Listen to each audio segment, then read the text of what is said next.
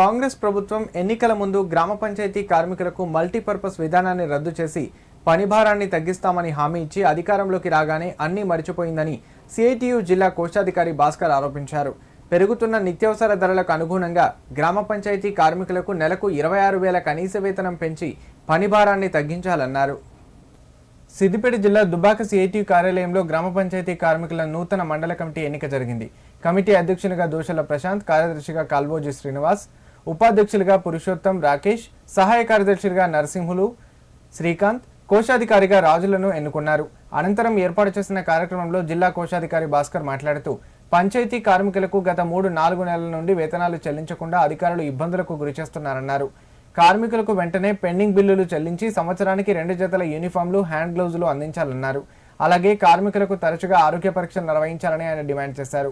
July 9న దేశవ్యాప్తంగా సార్వత్రిక సమ్మెకు అన్ని కార్మిక సంఘాలు తీసుకున్న పిలుపులో భాగంగా ఈ ప్రాంతంలోని గ్రామ పంచాయతీ కార్మికులు కూడా సమ్మెలో పాల్గొనాలని పిలుపునిచ్చారు. కార్యక్రమంలో వివిధ గ్రామాల కార్మికులు మల్లయ్య, ఎల్లవ్వ, రాజు, వెంకట్, చంద్రం, మైసయ్య తదితరులు పాల్గొన్నారు. సిద్దిపేట జిల్లా దుబ్బాక మండలంలో వివిధ గ్రామాలకు సంబంధించిన గ్రామ పంచాయతీ వర్కర్ల జనరల్ బాడీ సమావేశం నిర్వహించడం జరిగింది.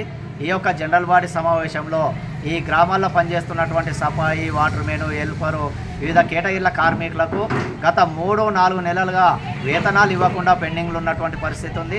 వారితో పాటు సంవత్సరానికి 2 జతల యూనిఫామ్స్, చెప్పులు, నూనెలు, ఇతరత్ర సౌకర్యాలకు సంబంధించినటువంటి కనీసం కూడా వాటిని అమలు చేసేటువంటి పరిస్థితి లేదు. వారితో పాటు నిరంతరం మురికెత్తిపోసేటువంటి గ్రామ పంచాయతీ కార్మికులకు అనారోగ్య సమస్యలు వస్తే ప్రతి నెల లేదా 2 నెలలకు ఒకసారి మెడికల్ చెకప్లు చేయించాల్సినటువంటి అవసరం ఉంది. అధికారులు వాటిని కనీసం కూడా పట్టించుకున్నటువంటి పరిస్థితి లేదు. కాబట్టి ప్రభుత్వము, అధికారులు వెంటనే వీటిని పరిష్కారం చేయాలి. అనేక రకాల హామీలు ఇచ్చి ఈరోజు 2 సంవత్సరాలు పూర్తి అవుతున్నటువంటి సందర్భంగా కూడా అమలు చేయట్లేదు. అందుకొరకు రాష్ట్ర ప్రభుత్వం కూడా ఈ సమస్యలను వెంటనే పరిష్కారం చేయాలి. ఎన్నికల ముందు ఇచ్చిన హామీలను అమలు చేయాలని డిమాండ్ చేస్తూ ఉన్నాం. రేపు జూలై 9 తారీఖున దేశవ్యాప్తంగా కార్మిక సమ్మె నిర్వహించబోతూ ఉన్నారు. ముఖ్యంగా కార్మిక హక్కులు, లేబర్ కోడ్లకు వ్యతిరేకంగా కార్మికుల హక్కులు పరిరక్షించాలని చెప్పి పోరాటం జరగబోతూ ఉంది. ఆ పోరాటంలో కూడా సమ్మెలో ఈ మండలంలో ఉన్నటువంటి అన్ని గ్రామ పంచాయతీల కార్మికులు పెద్ద సంఖ్యలో పాల్గొని విజయవంతం చేయాలని చెప్పి కార్మిక వర్గానికి పిలుపునిస్తా ఉన్నాం. దుబ్బాక మండలంలో అన్ని వివిధ గ్రామ పంచాయతీల కార్మికులందరం ఇవాళ సిఐటి ఆధ్వర్యంలో కమిటీ సమావేశం నిర్వహించుకోవడం జరిగినది. ఈ కమిటీలో ముఖ్యంగా అధ్యక్షులు, ఉపాధ్యక్షులు, కోశాధికారులను ఎన్నుకోవడం జరిగినది. అధ్యక్షులుగా ప్రశాంత్ను, సెక్రటరియట్గా శ్రీనివాసును ఎన్నుకోవడం జరిగినది.